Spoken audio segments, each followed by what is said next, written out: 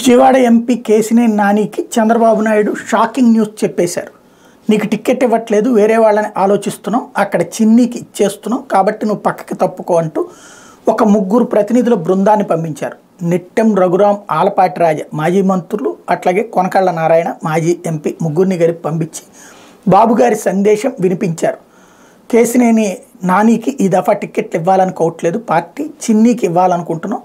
చిన్నీకి ఇచ్చినటువంటి విషయంలో మీరు జోక్యం చేసుకోవద్దు, ఎందుకంటే చిన్నీకి ఇస్తే కనుక నేను రెబల్గా పోటీ చేస్తాను, ఇండిపెండెంట్గా పోటీ చేస్తానని నాని ఇంతకుముందు చెప్పారు. కాబట్టి అట్లాగే తిరువూరులో మొన్న ఇవాళ సభలకు సంబంధించినటువంటి ఇష్యూస్ మీద మొన్న మీటింగ్ జరిగితే గొడవలైనవి. కాబట్టి అక్కడ నాని వర్గం చిన్ని వర్గం కొట్టుకుని తలకాయలు పగిలినటువంటి సంఘటన అయితే పత్రికలు రాయలేదు. ఇప్పుడు నానికి సందేశం పంపించేశారు, మీకు లేదు టికెట్టు, చిన్నీకి ఇవ్వబోతున్నాం కాబట్టి మీరు జోక్యం చేసుకోవద్దు, వ్యవహారాల్లో కాస్త దూరంగా ఉండండి, అందుకు నేను సిద్ధంగానే ఉన్నాను, చంద్రబాబు గారి ఆజ్ఞలను తూచా తప్పకుండా పాటిస్తానంటూ కేసినేని నాని తాజాగా స్టేట్మెంట్ ఇచ్చేశారు.